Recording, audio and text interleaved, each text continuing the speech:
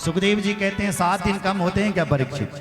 7 दिन बहुत होते हैं। एक राजा हुए थे महाराज खटवांग। खटवांग राजा ने देवासुर संग्राम में देवताओं का साथ दिया। ये सूर्यवंशी राजा थे। देवता लोग इनकी जाने से विजयी हो गए और देवताओं ने कहा महाराज खटवांग हम आपके बाहुबल से विजयी हुए हैं, वरदान मांगो, क्या चाहिए?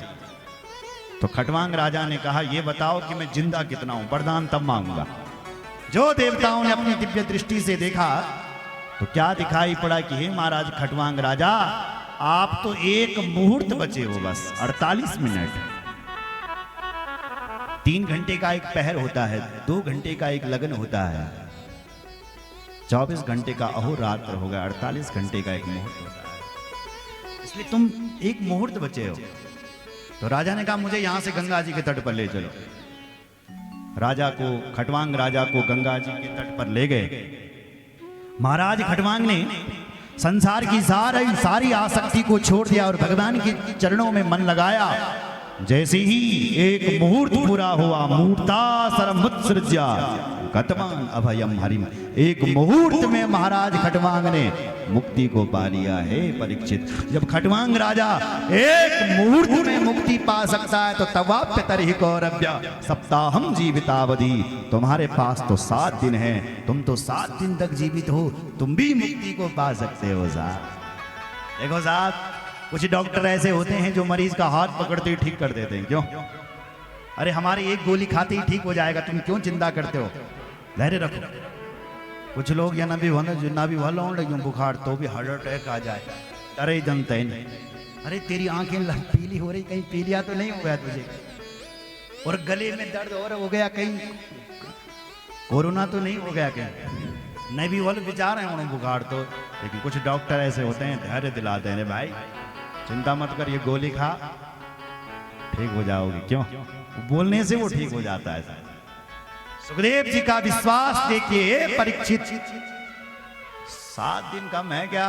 7 दिन बहुत होते हैं, क्यों चिंता कर रहा?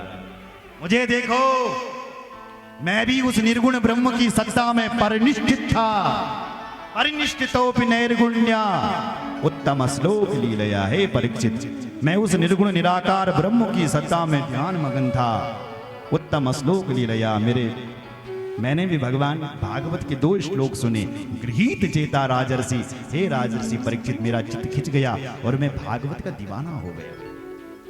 इसलिए तुम भी धैर्य रखो और तुम भी मुक्ति को पा सकते।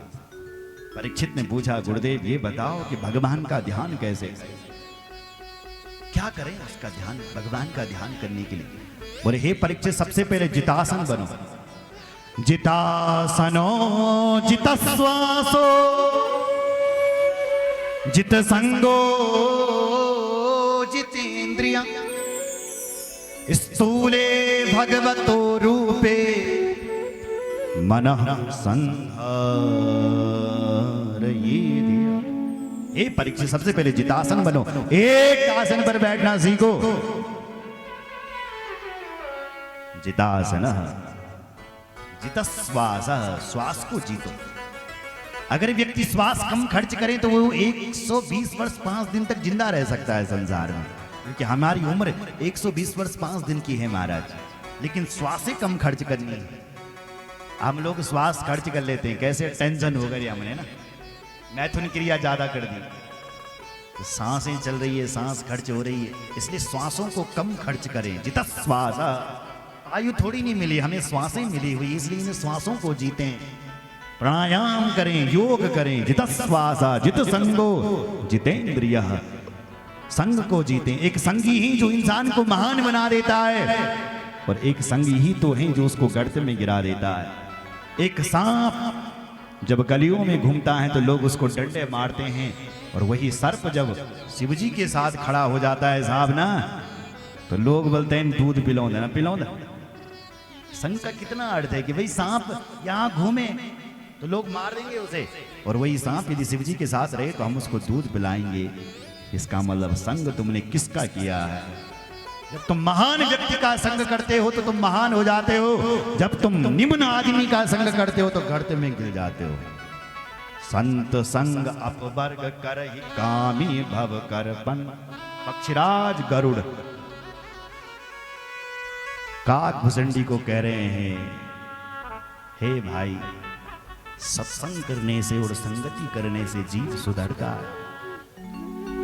जित संगो जितेंद्रिय, हमारी इंद्रियों पर हमारे बस में रहे। इंद्रियां मतलब 5 ज्ञानेंद्रिय, 5 कर्मेंद्रिय। हमारी आंखें जो देखना चाहे वो मत देखो, जो तुम देखना चाहते हो वो तुम्हारी आंखें देखें। जो ये कान सुनना चाहते हैं वो मत सुनो, जो तुम सुनना चाहते हो तुम्हारे कान सुने। ये जीभ जो खाना चाहती है रसना वो मत खाओ, जो तुम खाना चाहते हो वो तुम्हारी जिह्वा खाए। मतलब ये इंद्रियां हमारे अनुसार चले, ऐसा ना हो कि हम इन इंद्रियों के अनुसार चले। जितेंद्रिय। उसके बाद स्थूल ब्रह्म का ध्यान। स्थूले भगवतो रूपे मनः संधारये धिया, मनः संधारये धिया। फिर उस स्थूल ब्रह्म का चिंतन करना चाहिए। पाताल में तस्य ही पाद मूल, उस भगवान का, ये जो ब्रह्म लोक हैं ये उस भगवान का ब्रह्मांड है, और जो पाताल लोक हैं ये उसके चरण हैं साहब। ये जो बड़े बड़े पहाड़ तुम्हें दिखाई दे रहे हैं, या अनुभव करे बल्कि ये भगवान की हड्डी छो हड्डी क्या, ये जो पहाड़ तुम्हें दिखाने लगे ऐसा अनुभव करे भगवान की हड्डियां हैं। पहाड़ों से जो नदियां बह रही है ऐसा अनुभव करो ये भगवान की नाड़ियां हैं। ये जो सुंदर सुंदर घास वल्कावली सुंदर वृक्ष तुम्हें दिखाई दे रहे हैं ऐसा अनुभव करो कि भगवान के रोम है। ये जल तुम्हें जितना भी दिखाई दे रहा है ये भगवान का तालु है। सत्यलोक ये उस भगवान का शीर्ष स्थान है। ये जो 10 दिशाएं हैं ये उस भगवान के कान हैं, यहां से वो सुनता है। अश्विनी कुमारी उस परमात्मा का नासिका छिद्र है।